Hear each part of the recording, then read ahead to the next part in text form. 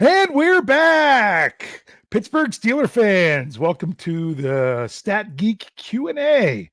We are coming right back at you to talk some more 2020 Steelers offensive line, who we got, who we keeping, who we re-signing, what are we going to do, how are With we what going to do money? it.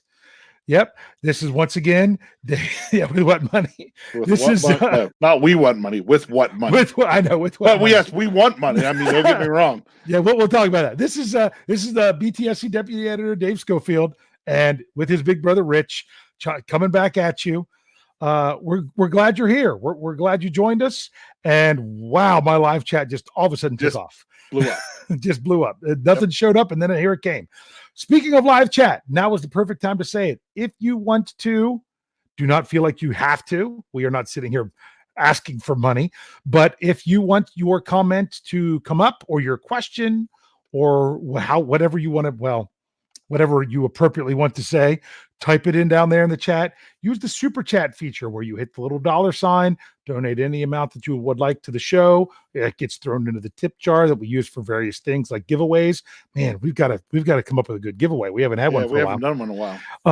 Hey, do me a quick favor because I can't resist this one. Okay. Put Michael O'Malley's comment up there on the screen. Heavy and often? Yes. Yeah. Okay. Draft their line heavy and often. My question back to Michael is: Are you saying we need to draft heavy offensive linemen a lot, or just heavy on and the often picks? as just we need to draft a lot? Yes. Are we wanting heavy offensive linemen, or are we wanting to be offensive line heavy? That's a good question. Exactly. So yeah. So feel free to use the super chat feature if you need to do that. If you feel so led. If you just want to help us out otherwise, make sure you're liking the video, subscribe to the channel, all that great stuff. One other thing I did not say before, make sure you're checking out Behind the Steel Curtain, your.com, your one-stop shop for all your Pittsburgh Steelers needs. We keep having lots of great articles coming out at you. I had some stuff today. Had my Tomlin Tuesday today. Oh, did you? Work had me a little bogged down. I didn't get to get into yours yet, so I'll have to do it after the show.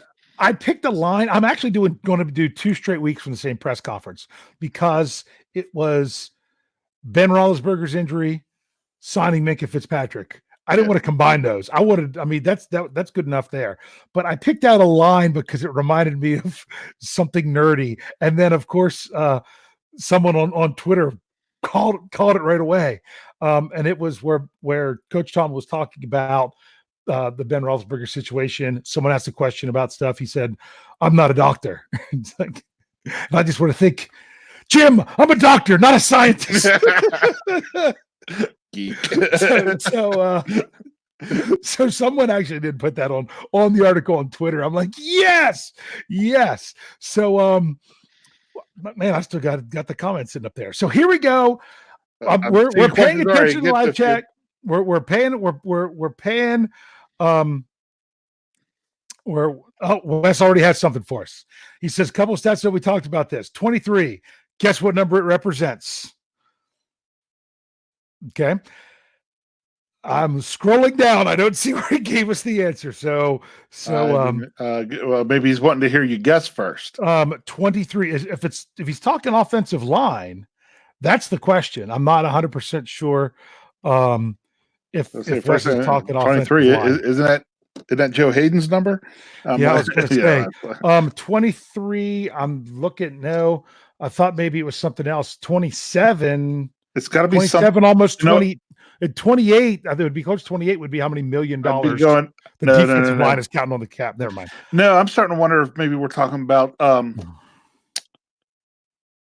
some sort of penalty, maybe false starts or the amount of penalties that our O-line had this year. There it was. Total? That was it. Wow. Total amount of penalties the O-line had this year. There you go, Wes. If you think about that, I mean, you're talking false starts, you're talking holdings, you're talking. I wonder if that would also include face. Yeah. I was going to say getting ejected. Yeah, getting ejected after personal foul, whatever they called that, unnecessary roughness, and all that good stuff. So if you think about that, 23. I mean, that's less than 1.5 a game. That's I mean, It's not bad. think about that. That means you are not getting both a false start and a holding call in the same game on average. On average. On average. That's pretty good when you think about that. Meaning a false start to accredited to a lineman, because sometimes we Correct. do get them for tight ends and for receivers and whatnot. We do have a super chat question, Yep, sorry. not football related, but we got to answer. Big bro, how's the hand? You got a little bit of a scar there. Oh, just basically some skin regeneration need to go on. A little tender. Other than that, it's doing well. Actually starting to get excited with the nice weather, because part of the reason I got it fixed this winter was because, you know, that's the fishing hand. So that's the fishing hand. Getting ready to, get out For on those the of you that water. realize, several weeks ago, people in the live chat noticed that you had a bandage on your hand, and that's Correct. because you had carpal tunnel surgery. Yep. So you're doing good.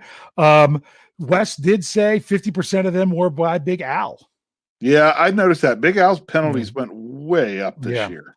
Yep, because he had only had something like 3 or 4 all last year. Yeah, it was and he had hit that number by like the 3rd or 4th game. Yeah. I just remember hearing that on TV, and he said, like, "Whoa!" He corrected that later. He said almost half. It was 10 of them, 10 of the 23. So that's pretty good. 111 total team penalties. So not. I mean, the Steelers penalty wise weren't. It was the year before that they were started off going absolutely crazy. Yeah. So real quick before we get high five, big bro. Before I dive too much into the live chat, I do want to give some numbers of players on the offensive line when it comes to their salaries for this year, how it fits with the salary cap, what their cap hit is, what their dead money is, what the savings would be if they were let go. Okay. The Steelers have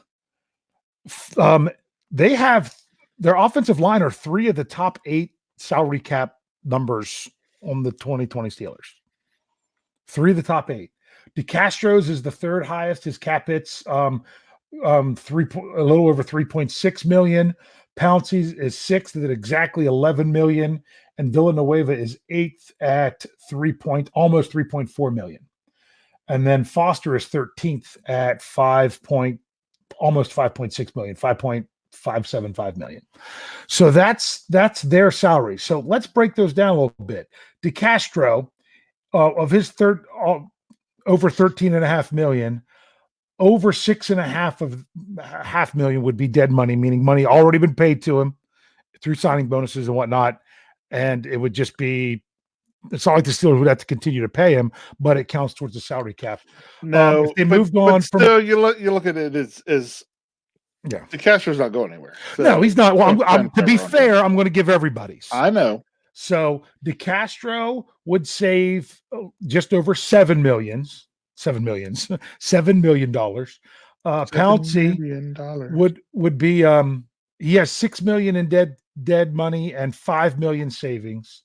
Villanueva would be 3.3 million in dead cap space and 5 million in savings, and Ramon Foster would be 1.575 million in dead money, but 4 million in cap savings. Right. And that's one of the reasons why, between his decline in play this year and what you end up with there, why he's the one you're hearing talked about on the chopping block the most. Yeah. When you put it all together. Gotcha. Yeah.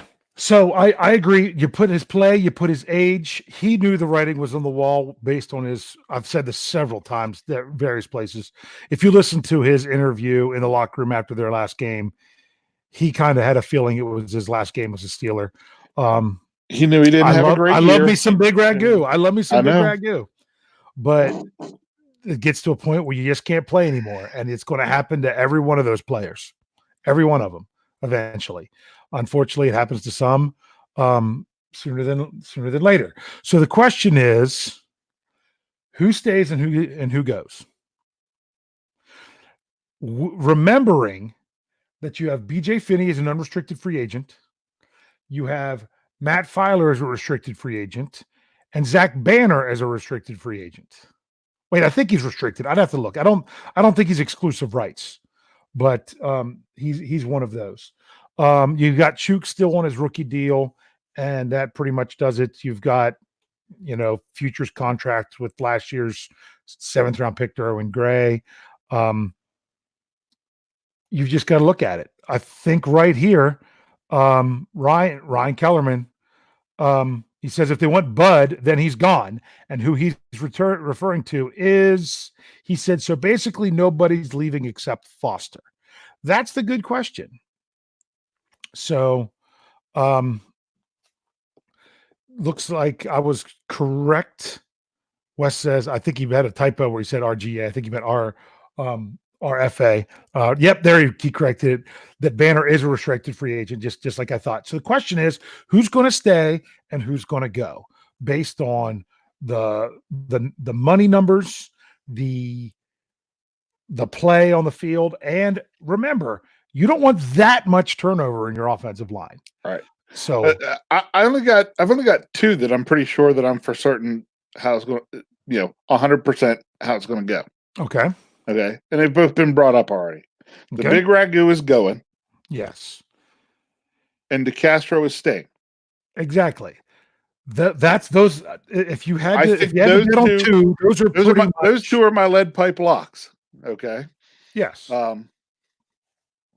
After that, I think we have some discussion. Yes. Let's open up the Marquise Pouncey discussion. I think it was Wes brought it up earlier. Mm-hmm. I think he put in there that he wouldn't be heartbroken if we were to cut ties with Pouncey. But who would be? That would be one Benjamin Todd Roethlisberger. That is correct. And I think somebody even mentioned up there that at some point, maybe it was over on the other show, I don't remember, but somebody talked about, Roethlisberger only wants to, put his hands under one guy's butt. I'm sorry I missed that. I was reading off my numbers, but I'm paying attention now. That was a good one. So that's interesting. I'm sorry. Are you reading the one about Lance? Soul Reverse, yeah. But it was long. I'm not even through it all yet. So. Yes, I'm bringing it up. It's off topic. But this is stuff that we talked about in the after party of Thursday. Jeff's talked about how he's a classically trained singer and things like that. What I've mentioned in the past is I'm not classically trained. I'm experientially trained, as are you. We were part of a family singing group. We're like the freaking Von Traps. Freaking Von Traps, man. That's what we did. We traveled around as a family and sang all kinds of places, a lot of churches and things like that. We were the headline Saturday night at the county fair one year. County fair when I was a kid. That was our family. That's what we did. So I am currently in a men's. I have to say quintet because there's 5 of us, but we do 4-part stuff. But we have 5 people in case we ever have to do something where someone's missing. We got everything covered. I've been involved with that for several years. You were in a barbershop group. Like I say, when I was down in Williamsburg, I was part of a barbershop group. So that was fun too. So if you really want to know, yep. So we've got the music going on as well. So you and I could. We never really have, but we could really bust out some great harmonies on various karaoke songs. So we've always said that, and maybe this will be the summer they bust it out when we're down at the beach. When we're at the that we get over and do some Steve Miller Band. Do some Wide River. Yeah, that's a good one. Or dude, or we got the Alabama Dixieland Delight. That's another one. That's another good one. Yes. Bust out good. So yeah, we've got a repertoire going on there. So we had to bring that up. Let's get back to Steeler football. Let's get back to Steeler. Glad to see Wes. Yep, those understand. Pouncey's probably going to be there. If we want to keep Ben, Pouncey's going to be there. Yes.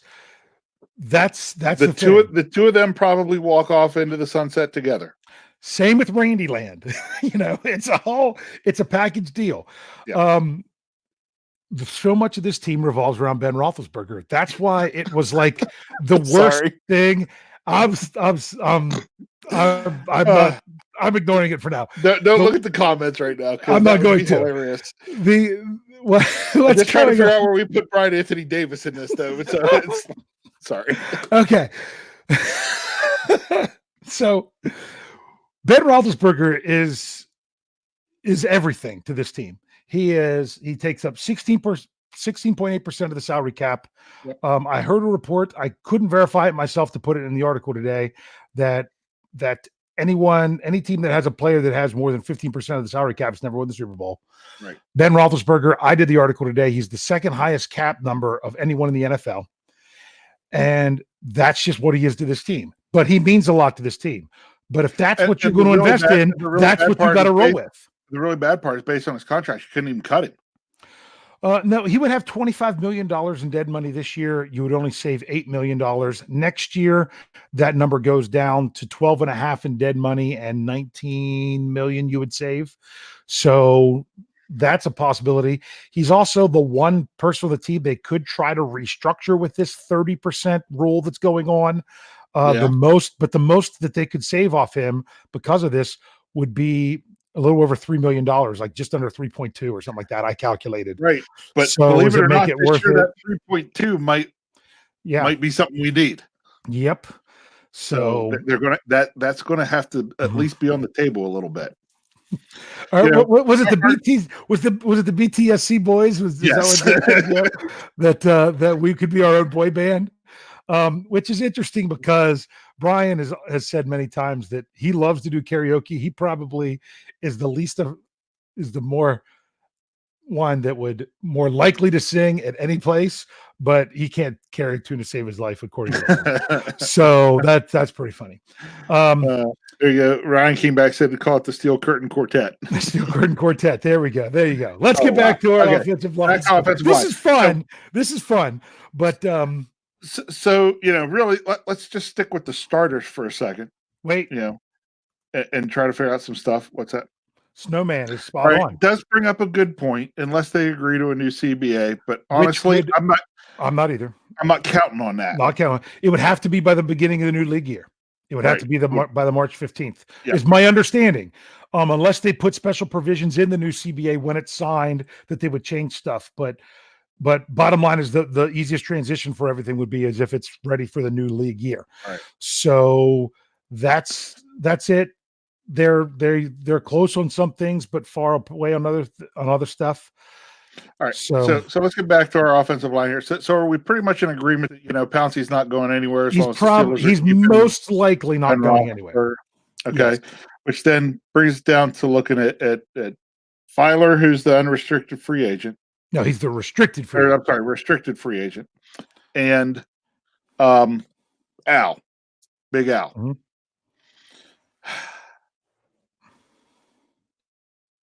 I'd really like to hold on to Filer if we could. Oh, absolutely. Mainly because of his versatility, his ability to play guard and tackle. They're going to tender Filer. The question is with what tender they're going to give him. Yeah. Because either a first round, second round, or original round, but he wasn't drafted. I can't remember how that works. I went to look up those numbers. I had those numbers on the window on my computer, but I lost them when I had to reboot my system in order to do the show. And that's why we were running out. So I'm not sure exactly what it is to do that. Now, for those of you that don't know, what the way of a restricted free agent works is they have to offer them a tender. They can sign that tender as soon as they want, if they choose, or they can go out as a free agent and find a deal. If you find the deal that you want, they can sign that deal from that other team. The Steelers then have the option to match that deal or refuse that deal. If they refuse that deal, then they get the draft pick of the tender that they were offering. So if he's now, when they say that round tender, that also determines on how much salary you pay them if they sign that tender. Right. So obviously a first round tender would make more money, but if they go out, get a big deal, the Steelers say, I'm not going to match that, you get the first round pick. I'm fairly certain that what happened the year before he left was Emmanuel Sanders signed a deal with the New England Patriots, but the Steelers matched it rather than let him go. If I do recall, or that was something that was in the works. Someone could tell me if I'm way off on that. So just wanted to explain that so we understand how restricted free agent works. Right. So that's the deal with Filer. You can offer him the tender, and then basically you have the choice to keep him unless someone wants to offer him buku money, and then you have to decide, can I do that or not? So I think they need to keep Filer. I don't see him going anywhere. I don't know that they can keep Finney. That's the question, because they don't have that set number. I don't know anyone that's going to want Matt Filer and give up, let's say, a second round pick for him. So, but if they're going to lose, I would much rather them get a pick if they're going to lose them. But, and that would be in the next year's draft, because obviously that signing could happen at any time yeah. So Wes is right. Problem is we can't afford to lose them, because that's just how it is. But that's what the Steelers can offer as a restricted free agent. Now the thing is, they could offer him a deal, and before the tender. I'm pretty sure if they offer the tender, before he signs the tender, if they can give him a deal. That's some other things I've really got to look into. I've really been trying to dive into some of the salary stuff to help with the salary cap. I'm with you. The one that I'd like to hold, but it's going to be tougher to hold on to, is going to be Finney. Yes, because he's unrestricted. Correct. They gave him the restricted one last year. Again, I like Finney because of his ability to play multiple positions. Like you said, he's not a starting center, but he's a good fill-in center. Yes. And that's part of what is also going to make him desirable for other teams. Yes. And somebody's just going to offer him more money than we're going to be willing to pay. Yeah. Well, we got to remember. Yeah, it's going to be like Chris Hubbard a couple years ago. Yeah. Well, if you lose Finney, you can't lose Pouncey, because then you have no center. Right. The only other center you would have is J.C. Hasnauer, who was up for the last week of he was up. I think it was the last week of this. Yeah, when Pouncey was trying to show off with some obscure guy that we have a futures contract on that I have no, he was on the 53-man roster the last week of the season. Pouncey was hurt. Gotcha. Yeah, gotcha. Because Pouncey was hurt, they needed a backup center. What people forget is that the Steelers had another backup center that was first on the practice squad, brought up when Pouncey was suspended. He was up to be the backup center. His name was Patrick Morris. And then, of course, when Pouncey came back, they waived him, and then was obviously probably going to put him back on the practice squad. But he got claimed off of waivers. Yeah. He got claimed off by the Denver Broncos, Mike Munchak. So Steelers lost 2 offensive linemen to waivers this year. So they had more, but other people, that's the thing. I mean, and remember, they also traded away, why can't I remember? Gerald Hawkins. That was his name. That was another 3rd-round draft pick. They traded him and got a 6th for him. Not this year, but next year. But they were going to have to cut him because they just had so much depth at the offensive line. This was not a problem we saw in the offseason. It was like, wow, look at all this depth. But depth is great, but you could be really, really deep at wide receiver and not know who to cut as your 6th guy.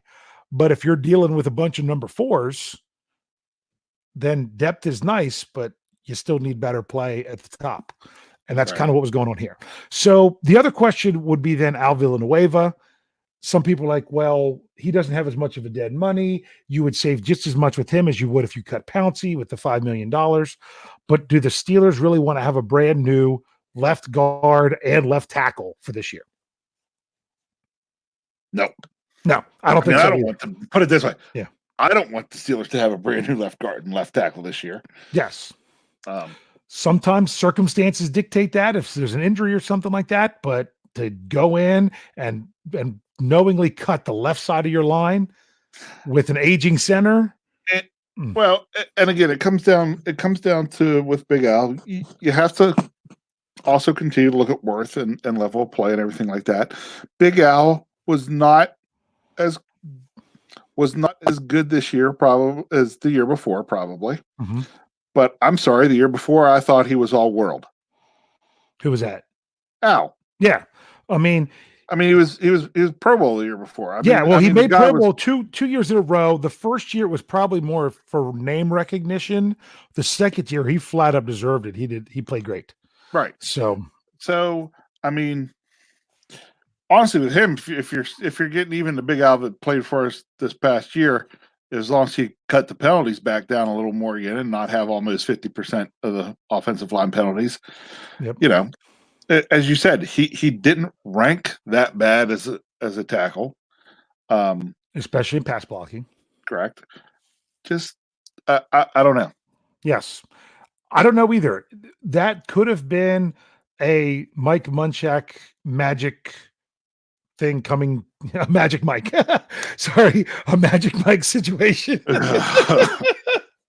I'm sorry. I hope Lance doesn't hear this, because Lance will just take that and run with it. Yeah, that it was one of those situations where they fit. It was the right player with the right coach. Like I was saying this on the NFL preview where I had to fill in for Brian Anthony Davis because he didn't have any signal in the woods. Shocking. So I filled in for him on that on Saturday. I think Patrick Mahomes is the best quarterback in the league, but it's because he's in the best situation with the right coach and the right system as well. He might not be, and that's why I think they're so important. He might not be as good of a quarterback if you put him in a different system, but that's not where he is. So, which would mean the coaches were letting him down, in my opinion. But Right. I think he's in that right system. And that might have been what was going on with Big Al. It might have been the right coach with the right stuff going on. You say something about that, because I do have to comment on something in the live chat. I was going to say, you were talking about Mahomes. I mean, you could really, you want to look, you say the same thing about from the team up north. Because, you look, Brady and Belichick and everything that they've done together as the two of them. Because I'm sorry, right now everybody's talking about what a great coach Bill Belichick is. I just remember seeing him wear that, that awful burnt orange and brown, and and thinking, really, now suddenly this guy's the best. Everybody says the GOAT head coach. Well, man, how'd that happen? Well, he got the right situation, the right team, found the right quarterback. They made the great pair. There's a lot of things that go into it, and you can talk about head coaches and quarterbacks, but you can also talk about position coaches with the players in the position they coach. Yeah. Exactly.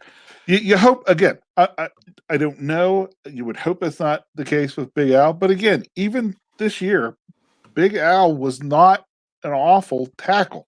No. Well, I need to clarify something here, because I saw some people talking in the live chat. It is Matt Filer that is the restricted free agent. He is the one that you offer the tender and you would get a draft pick in return. BJ Finney is an unrestricted free agent. You get nothing for him other than factoring into the compensatory formula based on the contract he signs. So that was what they had with Finney last year. He's not anyone that's dealing with these draft picks or anything like that. So it was Filer that was about. So to sign Finney, it's just flat up free agent signing. To lose Finney, it's just he's gone. And if they lose more guys than what they signed, he's in the comp formula. He's in the comp formula, but I wouldn't see him drawing that big of a salary to where he's going to be higher than maybe like a sixth. That's exactly pick. Where I was going. Probably a sixth. Or just to help cancel out somebody else. Right. Ty asked, I'm going to try to start bringing up some of these. What thoughts on Chooks? I think this might be the year where Chooks gets his shot. I thought Chooks, I thought Filer was really good, but I said Chooks might win the job last year because I just kind of threw that out there to disagree with Brian and Jeff. Because I want, not that Filer would be bad, but I thought I'd love to see Chooks just take off and be amazing. I think Chooks gets the shot this year. I think he's your starting right tackle because I think Filer's going to be your starting left guard. I agree. That's my opinion if we had to say right now. I'm not sure what he was referring to, but Ryan said about what other option we would have. And I'm like, that's the question with all this stuff on the offensive line is what are our options? Wes said that he thinks Chooks is going to be a good right tackle. I think he is too. I do. Yeah. I mean, honestly, when you went back and looked at it last year, that was a battle for that spot between Chooks and Filer. Well, it was, but honestly, it didn't last long. Filer barely even played tackle the preseason because they used him so much at guard. because Right. I think they knew that he was the guy. I think they knew that they had something special with Filer. He's the strongest guy they have on the offensive line, and everything else. They know that they found something there. So, Well, and of course they did that looking with Filer for that strongest guy, because initially going into the season 2, who's behind center? yes, Darren said if it's up, did it go? Yes, he says let's not rule out the coaching element. Sean Surratt needs to develop more in the second year. Remember, he's been with the Steelers for a long time. He was with the Steelers before Munchak, but this was his first year as being the guy. Um, and he's, like I said, he was dealing with an aging offensive line. Thoughts there?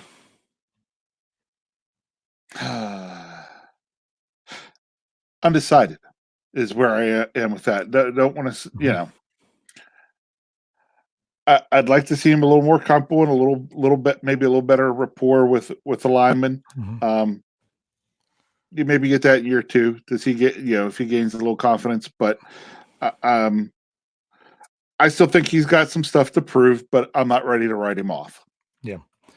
Tom. Hey, Tom. He wants to know Tom. So the whole offensive line played bad this year. Is that because Munchak left? They didn't all play bad. We said we gave the rankings. We gave it. They didn't do well against the run. I don't think they did well. They did well against the run in years past. It was just worse this year because the Steelers needed to rely on the run. I think Munchak leaving was a factor. I think them getting along in the tooth is a factor. I think Ben Roethlisberger not being under center, because people were talking about this in the live chat. He does cover some other things that he covers up. Yep. And this offensive line was geared towards him playing, but like we said, that's what you do with your franchise quarterback. Lots of factors in with that. Right. And even if they weren't huge factors, you take a little bit here and a little bit here and a little bit here and a little bit here. You start putting together, it's a bigger impact. Exactly. It's a combination of a lot of things.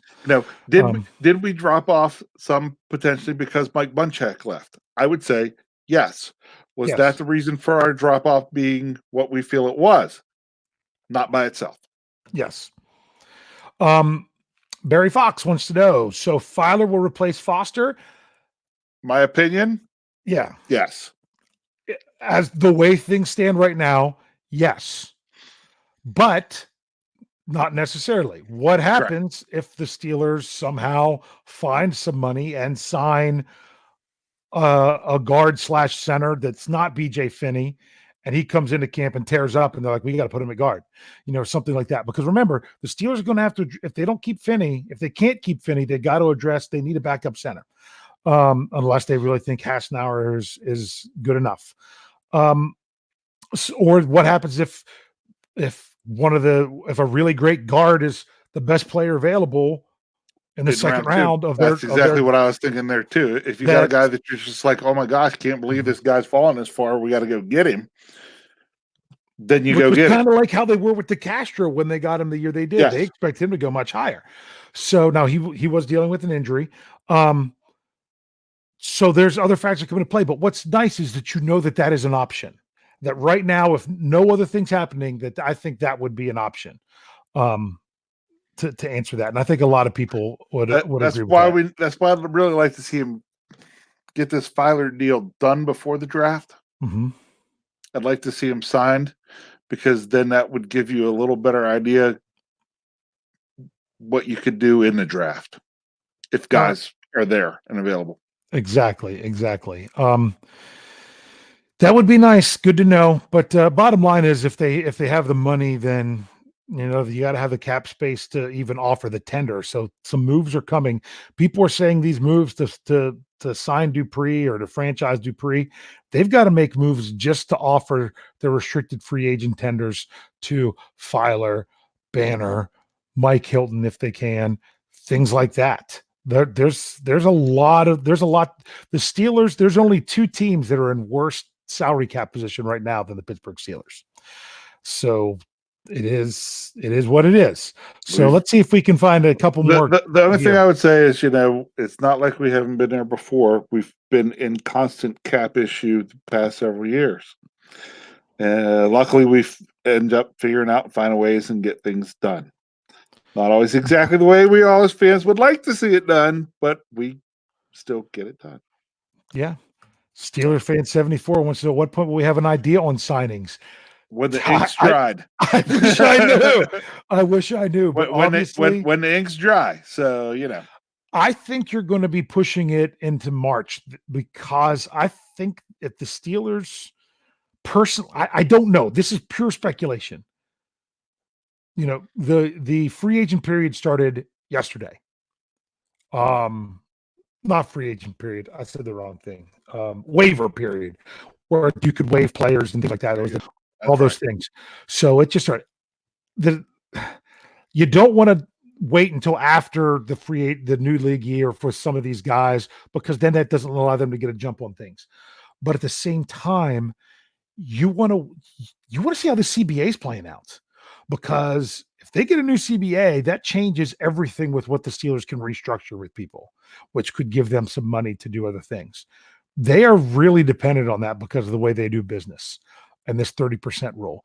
So I think you might see players that might have been cut earlier in the past held on to a little bit longer, because it might really depend on that. And they have a much better idea if they're really anywhere close or not. So right. I know we got a super chat questions. Yep, get it. They wanted to know who was worse off with the salary cap. Oh, I got to try to remember who this was. You said there were two. It was two, because there was two of them. Well, come on, if you're going to say that, you're supposed to know what they are. The Redskins were one of them. I'm pretty sure. I know they're not. Redskins were one. I know they're not in great shape, but I can't remember if they were one of the ones below the Steelers. Honestly, they were two.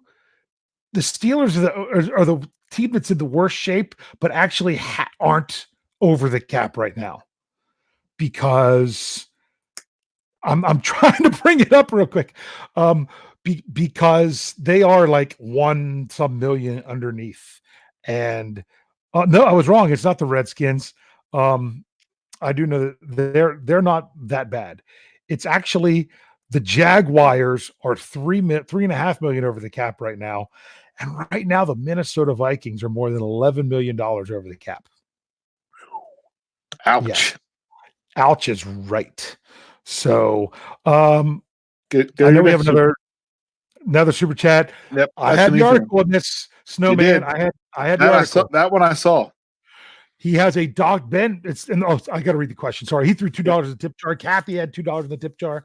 And the question was, when does Big Ben start throwing? We have a date of a doctor's appointment in Los Angeles on February 21st, yep, where Ben is hoping this came out. I think it's Ron Cook of the Pittsburgh Post-Gazette. It was Cook. Because I then put the article out, giving him credit for that Ben has that appointment, and the report is he's going to stay out there to work on stuff. But if he gets a good report, his doctor, he's hoping to be able to start throwing lighter objects. It's like, well, is a football? No, meaning like tennis balls and things like that. I like the person that commented on your article that said he should start throwing darts. Yeah. Darts.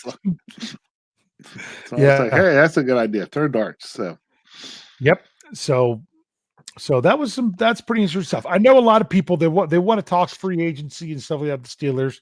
The Steelers are really up against the cap. But they want to talk free agency. Yeah. And our answer is, with what money? With what money? With what money? So the Steelers could have it's going to be hard, as we've mentioned a couple times in other podcasts, that really it's going to be tough to start even talking or thinking about free agency till we start to see what we do with some of our own guys. Exactly. We got to see that's the key for the Steelers. It's not about signing people from other teams. It's about who are you going to be able to keep from your own. Yeah, I don't think we're going to get lucky enough to do something like a Steven Nelson again this year. That was I'm sorry, last year I thought that was a pretty sweet signing when it happened. Yeah, and we're not going to. I don't think we're going to get something that's that big a splash this year, because we're just up against the cap and not able to do what the Steelers have been doing in the past of pushing money forward because of the CBA. Yep. Really, this is where the bill this year's going to be for the Steelers, where the bill comes due. Yeah, and this is what, and honestly, and I think that's what really stunk, and that's why they did the Minka Fitzpatrick deal, because I think they were all in leading up to the last year of the CBA, knowing that they were going to have some tough contract situations, and so even when Ben went out, they're like, "Well, let's see what we can do," because it could be it could be a problem for 2020. That's the biggest issue they're going to have. Love to keep this defense together. It might be that you just can't do it. And the problem is, I've said it before. We're going to close up with this. In order to win the championship, you generally have to have a quarterback that you are paying that is Hall of Fame, All Pro, which Ben Roethlisberger's never been All Pro, but once in a generation quarterback that you're paying them enough that they can carry your team. Think even like an Aaron Rodgers, who, how much has he really carried him?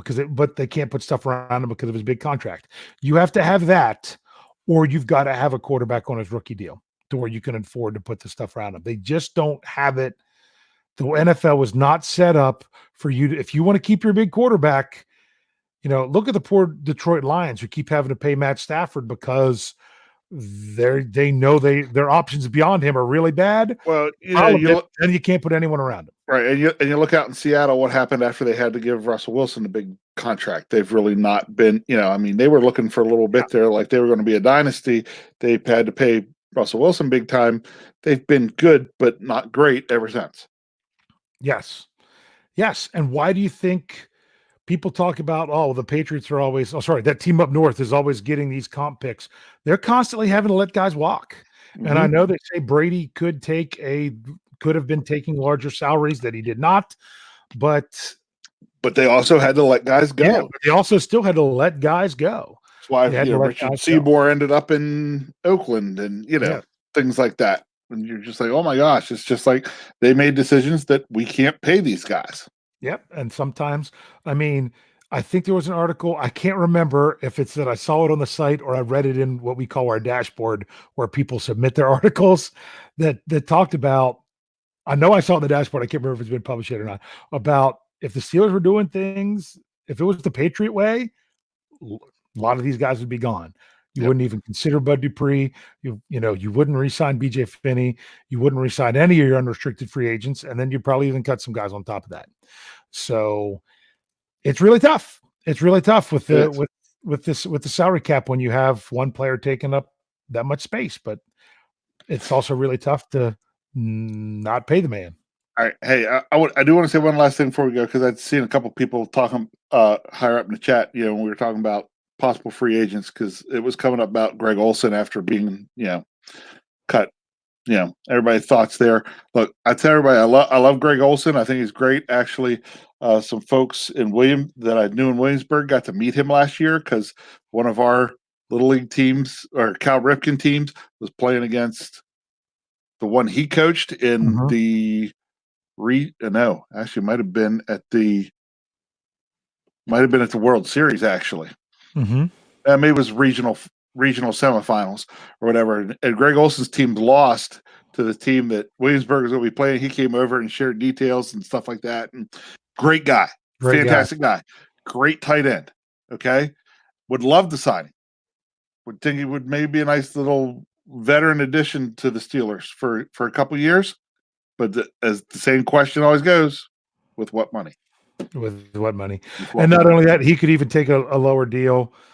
He's injured so much because he's getting up there. I know. So it's you just, really I just don't. As much as you'd like to think about it, I don't think. Probably not.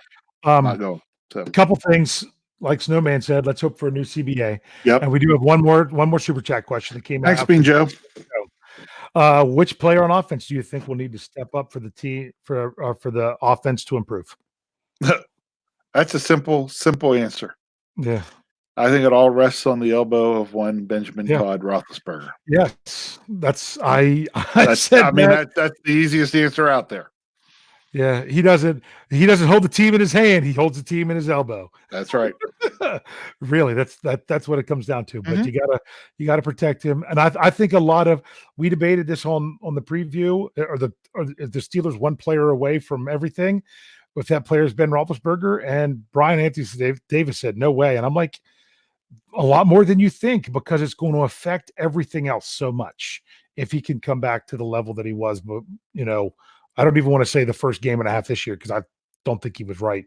If you look at 2018, or even particular 2017 Ben Roethlisberger, but a lot of that's going to say in the big long off season, we are almost 6 months away from the Hall of Fame game.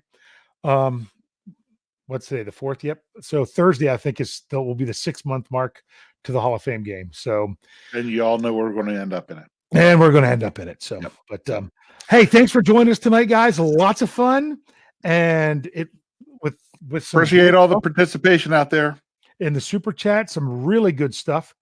We really appreciate that. So, as we said before, make sure you are liking the videos on YouTube, giving those great ratings on the podcasts, subscribing to the channel.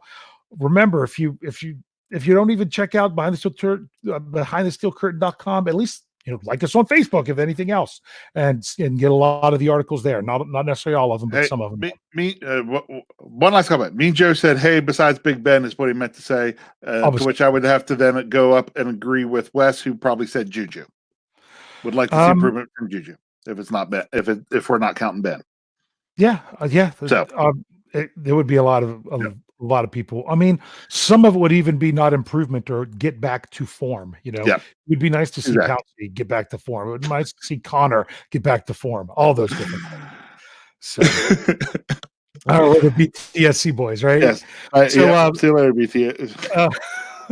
Thank you all for joining us tonight. So, in the words of Lance Williams, one of the BTSC boys. Yep. Tune in, tell a friend, and subscribe. We'll see you all next week.